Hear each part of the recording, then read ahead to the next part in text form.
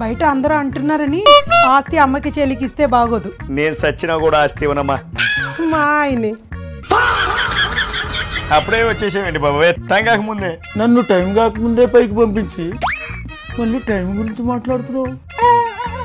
చిన్నమ్మ ఇచ్చినట్టున్నారు, చిన్నగా ఇక్కడి నుంచి వెళ్ళిపోవాలి.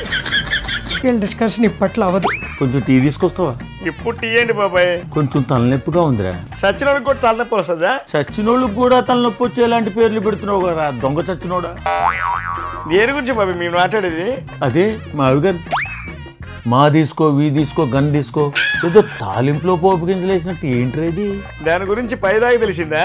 నీకు పిచ్చి ఎంత ఉందో కూడా తెలిసిపోయింది. రే ఓ గ్లాస్ మందు తెచ్చివరా. నాకు మంద అలవాట్లేదుగా. నువ్వు మందు ఆగవు కానీ కల్తీ మందు దాపించి అందరినీ నా దగ్గరికి పంపించావు కదరా. వాళ్ళు ఒకటే కంప్లైంట్, మీ ఓడు అది చేశాడు మీ ఓడు ఇది చేశాడని. మీరేం చెప్పారు బాబాయ్? నన్నే వేసేసినోడి గురించి నేనేం చెప్తాను రా.